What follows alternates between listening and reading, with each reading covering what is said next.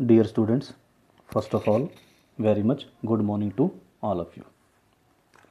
जैसा कि आप सब जानते हैं कि हमने अपनी +2 बिजनेस स्टडी के अंदर unit number 2 principles of management शुरू किया हुआ है और इसके अंदर बेसिकली मैं इसमें 2 वीडियोस आपको इससे पहले बनाकर दे चुका हूं। जिन 2 वीडियोस के अंदर audio video 1 and audio video 2 के अंदर मैंने बेसिकली आपसे प्रिंसिपल्स ऑफ मैनेजमेंट का मीनिंग, प्रिंसिपल्स ऑफ मैनेजमेंट की definitions, feature and natures of principles of management and significance of principles of management मैंने आपके साथ डिस्कस कर लिया था। ठीक है, आज की जो ये वीडियो बनी है this is the audio video number 3 and आज की इस वीडियो के अंदर हम जो डिस्कस करेंगे आपके साथ डिस्कस करेंगे fundamental principles of management. In fact different types के मैनेजमेंट एक्सपर्ट्स हुए हैं, उन्होंने डिफरेंट टाइप्स के प्रिंसिपल्स को on the basis of their own research, उन्होंने अपने रिसर्च के बेसिस पर अपने रिसर्च के बेसिस पर अपने ऑब्जर्वेशन के बेसिस पर कुछ प्रिंसिपल्स डिज़ाइन किए, डिस्क्राइब किए हुए हैं। इन्हीं सब में एक जो सबसे बढ़िया और अच्छे एक्सपर्ट हुए हैं वो है मिस्टर हेनरी फ्योल, एक बहुत बढ़िया और प्रसिद्ध फेमस इंडस्ट्रियलिस्ट थे फ्रांस के। उन्होंने अपनी एक बुक लिखी general and industrial management. I repeat, उन्होंने एक बुक लिखी जनरल एंड इंडस्ट्रियल मैनेजमेंट। उसके अंदर उन्होंने अपने 14 प्रिंसिपल्स ऑफ मैनेजमेंट को डिज़ाइन किया, 14 प्रिंसिपल्स ऑफ मैनेजमेंट को डिस्क्राइब किया।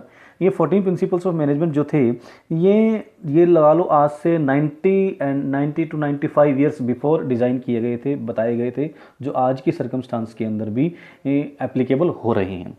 इनफैक्ट जब मिस्टर हेनरी फ्योल ने ये प्रिंसिपल्स डिज़ाइन किए थे उन्होंने 2 बातों का स्पेशली ध्यान रखा। पहली बात तो ये, जो प्रिंसिपल ऑफ मैनेजमेंट थे वो बहुत ज़्यादा बड़े नहीं थे, शॉर्टली एक्सप्लेन किए गए थे। एंड जो प्रिंसिपल्स ऑफ मैनेजमेंट थे वो सजेस्टिव नेचर के थे और जो कि ऑलमोस्ट सभी सिचुएशन में ऑलमोस्ट सभी सिचुएशंस के अंदर अप्लाई हो रहे थे, राइट। दूसरा, उन्होंने इस बात का ध्यान रखा कि जो प्रिंसिपल्स ऑफ मैनेजमेंट थे दे वर फ्लेक्सिबल इन नेचर, मतलब रिजिड नहीं थे। मीन टू से जब भी कोई manager in principles of management को यूज़ करने का इच्छा रखता था या यूज़ करना चाहता है तो अकॉर्डिंग टू द सिचुएशन वो इन प्रिंसिपल्स के अंदर मॉडिफिकेशन करके इनको अप्लाई कर सकता है।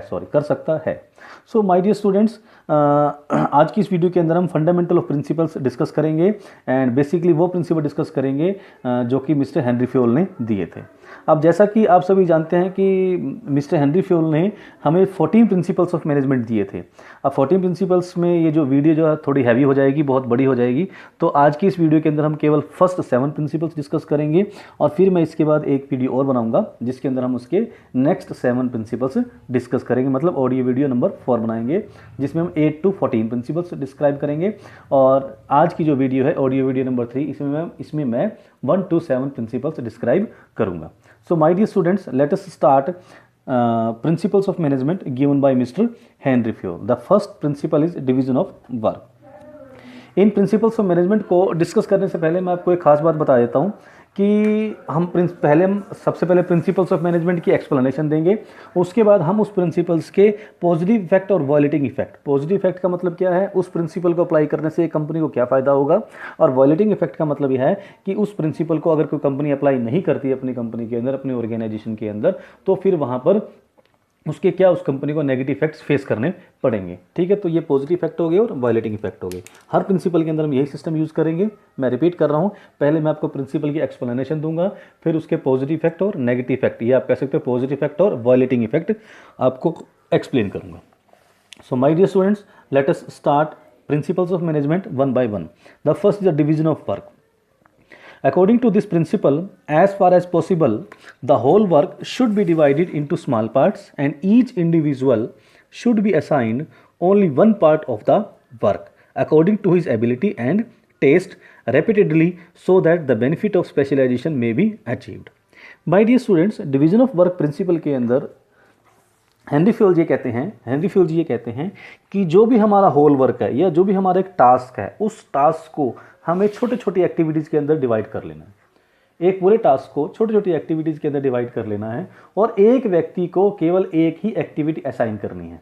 मैं रिपीट करता हूँ, सारे टास्क को, पूरे कंप्लीट टास्क को छोटी छोटी एक्टिविटी में डिवाइड करना है और एक व्यक्ति को केवल एक ही एक्टिविटी असाइन करनी है और एक्टिविटी भी एक व्यक्ति को वो वाली असाइन करनी है जिसमें उस व्यक्ति की एबिलिटी है, क्वालिफिकेशन है एंड उस व्यक्ति का उस तरह की एक्टिविटी के अंदर इंटरेस्ट भी है। अगर हम ऐसा करेंगे तो इसका फ़ायदा ये होगा कि कुछ टाइम जब वो व्यक्ति बार बार एक ही एक्टिविटी को करेगा तो वो व्यक्ति उस एक्टिविटी के अंदर एक्सपर्ट हो जाएगा, और जब वो व्यक्ति उस एक्टिविटी के अंदर एक्सपर्ट हो जाएगा तो कंपनी को स्पेशलाइजेशन के बेनिफिट मिलने शुरू हो जाएंगे। स्पेशलाइजेशन के बेनिफिट से मतलब यहाँ पर ये है कि वो व्यक्ति जब एक ही एक्टिविटी बार बार करेगा तो उस एक्टिविटी के अंदर एक्सपर्ट हो जाएगा, और एक्सपर्ट होने की वजह से वो उस एक्टिविटी को करते हुए, उस काम को करते हुए कम से कम गलतियाँ करेगा, रिसोर्स को कम से कम वेस्ट करेगा, ज़्यादा से ज़्यादा आउटपुट देगा और ज़्यादा से ज़्यादा एफिशिएंसी से आउटपुट देगा। मतलब इफेक्टिवनेस और एफिशिएंसी के दोनों पॉइंट्स यहाँ पर आ जाएंगे क्योंकि उसकी वहाँ पर स्पेशलाइजेशन हो गई है। So this was all about division of work. अब इसके पॉजिटिव इफेक्ट और नेगेटिव इफेक्ट बात कर लेते हैं। पॉजिटिव इफेक्ट, सबसे बड़ा इसका एडवांटेज ये रहेगा कंपनी को कि जब एक व्यक्ति को हम सिर्फ एक ही काम दे रहे हैं और कुछ टाइम के बाद वो व्यक्ति उस काम के अंदर क्या बन गया, एक्सपर्ट बन गया, तो उससे एक्सपर्ट बनने की वजह से वो व्यक्ति उस काम का एक्सपर्ट बन गया तो वहाँ पे वेस्टेज ऑफ रिसोर्सेज कम से कम होंगी, कंपनी को उसके स्पेशलाइजेशन के बेनिफिट्स होंगे, कंपनी के अंदर वर्कर्स की टर्नओवर कम, वर्कर्स की जो मूवमेंट है, मतलब जो वर्कर्स आते रहते हैं नौकरी छोड़ के जाते रहते हैं, वो वाली चीज़ अपसेट खत्म हो जाएगी, प्रोडक्शन की स्पीड बन जाएगी और हमारी रिसोर्सेज की वेस्टेज भी खत्म हो जाएगी। विद दिस वर्कर्स की, हम कहें तो वर्कर्स की एफिशिएंसी भी इंक्रीज हो जाएगी। वॉलेटिंग इफेक्ट का मतलब क्या है कि अगर कंपनी डिवीजन ऑफ वर्क के प्रिंसिपल को अप्लाई नहीं करती तो यहाँ पर प्रिंसिपल्स ऑफ मैनेजमेंट के अप्लाई नहीं करती तो यहाँ पर क्या रहेगा, ये सारे बेनिफिट्स मिलने बंद हो जाएंगे। दूसरा पॉइंट यहाँ पर था authority and responsibility. According to this principle, authority and responsibility should go hand in hand. Means when a particular individual is given a particular work and he is made responsible for the result, this can be possible only when he is given sufficient authority to discharge his responsibility. इस principal के according अगर हम किसी व्यक्ति को किसी काम की रिस्पॉन्सिबिलिटी देते हैं और हम ये चाहते हैं कि वो व्यक्ति उस काम को पूरे अच्छे से करके दे और हमें अच्छे से अच्छे रिजल्ट दे, तो हमें उस काम से रिलेटेड, उस टास्क से रिलेटेड, उस वर्क से रिलेटेड सभी तरह की अथॉरिटी उस पर्टिकुलर व्यक्ति को देनी पड़ेंगी। अगर हम उस व्यक्ति को वो अथॉरिटी नहीं देते, अगर हम उस व्यक्ति को ये उसकी पावर्स नहीं देते तो ऑटोमेटिकली वो व्यक्ति उस काम को अच्छे से नहीं कर पाएगा, उसके अच्छे से अच्छे रिजल्ट हमें नहीं दे पाएगा जिस रिजल्ट को हम उस व्यक्ति से एक्सपेक्ट कर रहे हैं। Mean to say ultimately authority and responsibility principle का मतलब, अथॉरिटी एंड रिस्पॉन्सिबिलिटी प्रिंसिपल का मतलब यहाँ पर यह है कि अगर किसी काम के लिए हमने किसी व्यक्ति को रिस्पॉन्सिबिलिटी दी है तो उस काम से रिलेटेड सभी पावर्स को, सभी अथॉरिटी को भी हमें उसको देनी चाहिए, तभी वो व्यक्ति हमें अच्छे से अच्छा काम करके देगा। इसका सबसे बड़ा पॉजिटिव फायदा ये रहेगा, पॉजिटिव इफेक्ट ये रहेगा, जो टारगेट हैं वो टाइमली अचीव होंगे और उस व्यक्ति का, जिस व्यक्ति को पावर्स दी गई है उसका मोराल भी हाई हो जाएगा। नेगेटिव इफेक्ट ये रहेगा कि अगर हम किसी व्यक्ति को रिस्पॉन्सिबिलिटी देते हैं और अथॉरिटी नहीं देते तो हम इस बात की उम्मीद जो कर रहे हैं कि हमारे टारगेट्स टाइम पे पूरे होंगे, ऐसा हो ही नहीं पाएगा। साइड बाय साइड उस व्यक्ति को, जिस व्यक्ति को रिस्पॉन्सिबिलिटी दी गई थी, उसका मोराल भी डाउन हो जाएगा, उसकी मोटिवेशन भी डाउन हो जाएगा और उसमें इन्फीरियरिटी कॉम्प्लेक्स आने के भी चांसेस बढ़ जाएंगे। Third point is discipline. अब डिसिप्लिन क्या है, डिसिप्लिन के बारे में बात करते हैं। According to this principle, the organisational rules and employment agreement should be observed by both the superior and subordinates which are necessary for the successful working of the organization। मैं फिर रिपीट करता हूं कि अगर किसी कंपनी में discipline के point की बात कर रहे हैं तो एक कंपनी के अंदर जितने भी रूल्स एंड रेगुलेशंस बनाए गए हैं, तो कंपनी के अंदर जितने भी ऑफिसर्स से लेकर डाउनवर्ड से, मतलब टॉप लेवल से लेकर प्लेटफॉर्म एरिया तक जितने भी व्यक्ति कंपनी के अंदर काम करते हैं, वो सभी व्यक्ति उस रूल्स एंड रेगुलेशंस को प्रॉपरली और स्ट्रिक्टली फॉलो करें, स्ट्रिक्टली ओबेड करें। अगर ऐसा होगा तो कंपनी के अंदर एक सक्सेसफुल वर्किंग एनवायरनमेंट बनेगा जिससे कंपनी अपने काम को सक्सेसफुली अचीव कर लेगी। मैं फिर रिपीट कर रहा हूँ, डिसिप्लिन का मतलब observation, obedience towards the rules and regulation of the company by all the people in the company. एक कंपनी के जितने भी लोग काम करते हैं, वो चाहे किसी भी पोस्ट पे काम कर रहा है, उन सभी के द्वारा सभी रूल्स एंड रेगुलेशन को स्ट्रिक्टली फॉलो करना। इसका पॉजिटिव इफेक्ट देखिए, सबसे बड़ा पॉजिटिव इफेक्ट ये बनेगा कि अगर किसी कंपनी के अंदर डिसिप्लिन है तो उस कंपनी की मार्केट के अंदर रेपुटेशन बहुत बढ़िया बनेगी, वहाँ के एम्प्लॉय की एफिशिएंसी बहुत ज़्यादा होगी, वहाँ का वर्क कल्चर बहुत बढ़िया होगा। वॉलेटिंग इफेक्ट क्या रहेंगे, नेगेटिव इफेक्ट क्या रहेंगे? अगर कंपनी डिसिप्लिन को फॉलो नहीं करती तो एक कंपनी की गुडविल मार्केट के अंदर नहीं बनेगी, डिसऑर्ड मतलब जो वहाँ पे एक हैप हैज़र्ड मतलब वहाँ पे एक कन्फ्यूज़न की सिचुएशन की बन जाएगी अगर कंपनी डिसिप्लिन को फॉलो नहीं कर रही है। डाउट का एटमॉस्फेयर बन जाएगा और कंपनी के ऊपर एम्प्लॉयज़ का जो कॉन्फिडेंस है वो ख़त्म हो जाएगा। फोर्थ पॉइंट की बात करते हैं, unity of command. Unity of command according to the principles of unity of command, and an individual employee should receive order from only one superior at a time, and the employee should be answerable only to the superior। मैं इसको थोड़ा एक example के through सुनाता हूँ। मान लीजिए सुनील एक ऑफिसर है कंपनी में और राहुल जो है उसका सबॉर्डिनेट है। अब according to the unity of command Rahul क्योंकि सबॉर्डिनेट है, सबॉर्डिनेट मतलब उससे उसके अंडर काम करने वाला। अब राहुल को जो ऑर्डर मिलना चाहिए, कंपनी यूनिटी ऑफ कमांड का प्रिंसिपल ये कहता है कि राहुल को जब भी ऑर्डर मिले तो सिर्फ सुनील से मिले, राइट। मीन टू से राहुल को केवल ऑर्डर करने की पावर केवल सुनील को होनी चाहिए। सुनील के जैसे और ऑफिसर जो कंपनी में काम करते हैं उनके पास ऐसी कोई पावर नहीं होनी चाहिए जो राहुल को ऑर्डर कर सकती हो। मीन टू से राहुल के ऊपर राहुल को जो ऑर्डर दे, इंस्ट्रक्शंस दे, काम देने की पावर जो है वो सिर्फ सुनील के पास होनी चाहिए।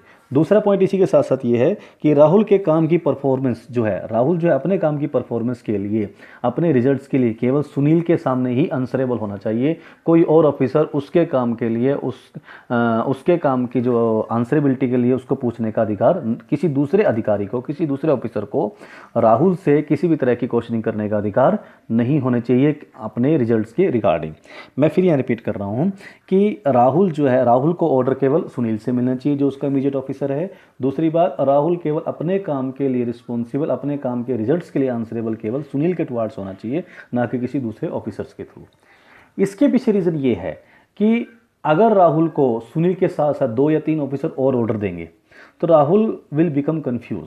वो कंफ्यूज हो जाएगा कि किसके ऑर्डर को पहले फॉलो करे और किसके ऑर्डर को बाद में फॉलो करे। क्योंकि जिसके भी ऑर्डर को पहले फॉलो करेगा, या आप कह सकते हो कि जिसके भी ऑर्डर को बाद में फॉलो करेगा, तो वो अधिकारी, वो ऑफिसर राहुल से नाराज हो जाएगा कि मेरा काम बाद में कर रहा है और दूसरों काम इसने पहले कर दिया। तो अल्टीमेटली क्या होगा, राहुल कंफ्यूज हो जाएगा और कंफ्यूजन में कभी भी काम नहीं हुआ करते।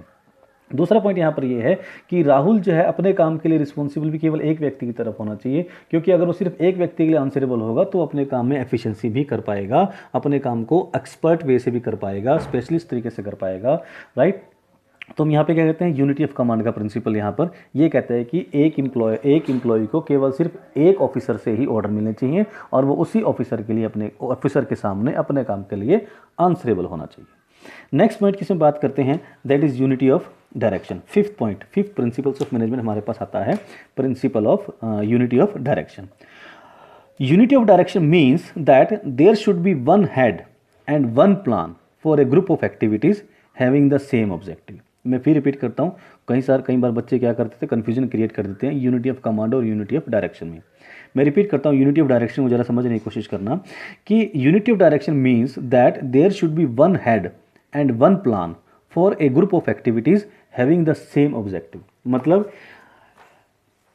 मतलब क्या है कि हम according to unity of direction हमारे पास एक ग्रुप ऑफ एक्टिविटीज़ के लिए एक अलग सेपरेट प्लान होना चाहिए और एक उस प्लान को इम्प्लीमेंट करने के लिए सेपरेटली हेड होना चाहिए। मैं आपको एक एग्जांपल के थ्रू बताता हूँ। मान लो एक मैन्युफैक्चरिंग कंपनी है, वो 2 तरह के प्रोडक्ट बनाती हैं, लाइक स्कूटर एंड कार। अब दोनों ऑटोमोबाइल हैं, एक स्कूटर बना रहा है और एक कार बना रही है।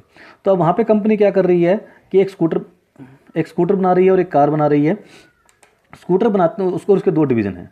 अब यहाँ पर स्कूटर का जो डिवीज़न है उसके लिए एक अलग से प्लान होना चाहिए, कार बनाने वाले प्लांट के लिए अलग से प्लान होना चाहिए, एंड स्कूटर के प्लांट के लिए और कार वाले प्लांट के लिए एक अलग से हेड अपॉइंट होना चाहिए। मिंटू से जो कार वाले प्लांट को संभाल रहा है उसके लिए एक मैनेजर अलग होना चाहिए, एक हेड अलग होना चाहिए, और जो स्कूटर वाला प्लांट संभाल रहा है, स्कूटर वाला बिजनेस संभाल रहा है, उसके लिए एक अलग से मैनेजर होना चाहिए। तो जब इस तरह के 2 अलग अलग मैनेजर काम करेंगे तो उस तरह के काम को, उस तरह के बिजनेस को संभालना बड़ा आसान हो जाएगा। अब इसके एडवांटेज देखते हैं। Advantage of unity of direction, सबसे पहले बात है एडवांटेज ऑफ स्पेशलाइजेशन। इस तरह के काम करने से हमें स्पेशलाइजेशन के बेनिफिट्स मिलने शुरू हो जाएंगे। दूसरा पॉइंट है एफिशिएंसी। ऑर्गेनाइजेशन की एफिशिएंसी क्या हो जाएगी, इंक्रीज हो जाएगी, बढ़ जाएगी। तीसरा पॉइंट इसमें बात करते हैं कि उस तरह के जो जैसे ऑर्गेनाइजेशन के जो ऑब्जेक्टिव्स हैं उनको ईजिली अचीव किया जा सकता है। Now let us talk about negative effect, ये आप कह सकते हो कि वॉयलेटिंग इफेक्ट। वॉयलेटिंग इफेक्ट क्या है कि अगर कोई कंपनी यूनिटी ऑफ डायरेक्शन को नहीं फॉलो करती है तो यूनिटी ऑफ डायरेक्शन के प्रिंसिपल को फॉलो नहीं करने के कारण उसकी जो स्पेशलाइजेशन के बेनिफिट जो उसको मिलने थे वो नहीं मिलेंगे, कंपनी अपने टारगेट्स को ईजिली अचीव नहीं कर पाएगी और कंपनी की डिफरेंट एक्टिविटीज़ के बीच में कोऑर्डिनेशन एस्टेब्लिश नहीं हो पाएगा। इसके बाद हम बात करते हैं, 6th पॉइंट हमारे पास आता है subordination of individual interest to general interest. Subordination of individual interest to general interest का मतलब क्या है कि according to this principle the interest of an organisation should take priority over the interest of any one individual employee. कि जी company का interest हमने सबसे पहले देखना है, कंपनी का फ़ायदा हमने सबसे पहले देखना है किसी एक इंडिविजुअल एम्प्लॉय के फ़ायदे के कंपैरिजन में। मतलब अगर किसी एक्टिविटी से सिर्फ किसी एक एम्प्लॉय का फ़ायदा होता है और अगर एक एक्टिविटी से अगर मैं उसी एक्टिविटी को अगर हम कंपनी के फेवर में करें तो कंपनी का फ़ायदा उससे कंपनी का फ़ायदा होता है, तो हमें कंपनी का फ़ायदा देखना है कि एक इंडिविजुअल व्यक्ति की फ़ायदे को नहीं देखना है। देखिए हम इसको थोड़ा सा एग्जांपल सुनाते हैं। मान लो एक परचेज मैनेजर को 100 टन रॉ मटेरियल का ऑर्डर करना है, एक परचेज मैनेजर को 100 टन रॉ मटेरियल का ऑर्डर करना है और मार्केट में बहुत सारे सप्लायर हैं। उन सारे सप्लायर में एक परचेज मैनेजर का बेटा भी काम करता है, मतलब मार्केट में एक बिजनेस चला रहा है परचेज मैनेजर का बेटा भी, वो उससे भी रॉ मटेरियल खरीद सकता है। लेकिन परचेज मैनेजर अगर अपने बेटे से रॉ मटेरियल खरीदता है और जान के महंगे दामों पर खरीदता है ताकि उसके बेटे का प्रॉफिट बढ़ जाए, तो ये कंपनी के लिए नुकसानदायक है। मिंटू से परचेज मैनेजर को अपने पर्सनल बेनिफिट को छोड़कर कंपनी के बेनिफिट में काम करना चाहिए और उसको वो सारा रॉ मटेरियल वहाँ से खरीदना चाहिए जहाँ से उसको सस्ते दामों पर मिलता हो। उसे ये नहीं सोचना चाहिए कि वो उसके अपने बेटे को ज़्यादा फ़ायदा पहुँचाए, मतलब अपना पर्सनल बेनिफिट ना देके उसको कंपनी के बेनिफिट्स को देखना चाहिए। Hopefully the point is clear to all of you. Next point is 7th point, remuneration to employ. According to this principle the employ should be paid fair remuneration which should give them at least a reasonable standard of living। इस principal के according क्या कहता है कि एक employ को reasonable और fair remuneration दिया जाना चाहिए ताकि वो अपना एक रीजनेबल स्टैंडर्ड ऑफ लिविंग को मेंटेन कर सके। देखो यहाँ पे एक टर्म कहिए फेयर रेम्यूनरेशन दिया जाना चाहिए ताकि वो अपना एक रीजनेबल एक प्रॉपर जो लिविंग स्टैंडर्ड होना चाहिए वो अपने लिविंग स्टैंडर्ड मेंटेन कर सके। तो यहाँ पर एक टर्म है कि एक फेयर रेम्यूनरेशन होना चाहिए और डिफरेंशिएट भी करे कि वो रेम्यूनरेशन कि एक अगर किसी कंपनी में एक मैनेजर काम कर रहा है कि पीएन काम कर रहा है तो दोनों के रेम्यूनरेशन में भी डिफरेंस होना चाहिए, पहला पॉइंट। और दोनों का रेम्यूनरेशन जो होना चाहिए वो फेयर होना चाहिए ताकि वो अपना मार्केट के अंदर सोसाइटी के अंदर अपना लिविंग स्टैंडर्ड को एक अच्छे से मेंटेन कर सके। इसका बेनिफिट क्या होगा? सबसे पहला बेनिफिट ये होगा कि एम्प्लॉय को एक एनकरेजमेंट मिलेगी, उसकी एक मेंटल और सोशल सेटिस्फैक्शन उसको मिलेगी। एंड थर्ड पॉइंट जो इसके अंदर आएगा वह स्पिरिट ऑफ डेडिकेशन अराइज होगी एम्प्लॉय के अंदर कि वो डेडिकेटली फुल ऑफ डेडिकेशन से वो कंपनी के लिए काम करेगा। इसका वॉयलेटिंग इफेक्ट ये होगा अगर किसी एम्प्लॉय को फेयर रेम्यूनरेशन नहीं मिलेगा तो डेफिनेटली उस एम्प्लॉय की सेटिस्फैक्शन डाउन जाएगी, उसको एनकरेजमेंट नहीं मिलेगी और कंपनी के अंदर लेबर टर्नओवर बढ़ जाती है। लेबर टर्नओवर का मतलब कि बार बार कंपनी के एम्प्लॉय कंपनी में नए नए एम्प्लॉय आते हैं और वो जो थोड़ा टाइम काम करके कंपनी के बाहर जल्दी जल्दी छोड़ के चले जाते हैं, इसको हम बोलते हैं लेबर टर्नओवर। और अगर एम्प्लॉय को फेयर रेम्यूनरेशन नहीं मिलेगा तो वो लेबर टर्नओवर यहाँ पर बढ़ जाएगी। तो माय डियर स्टूडेंट्स, हमने आज की इस ऑडियो वीडियो के अंदर फर्स्ट 7 प्रिंसिपल कंप्लीट किए हैं। रिमेनिंग जो 7 प्रिंसिपल्स हैं उसके लिए मैं एक नेक्स्ट नई वीडियो बनाऊंगा। आज के लिए इतना ही। होपफुली आपको ये सब प्रिंसिपल समझ में भी आए होंगे। At last I thanks to all of you. Thank you.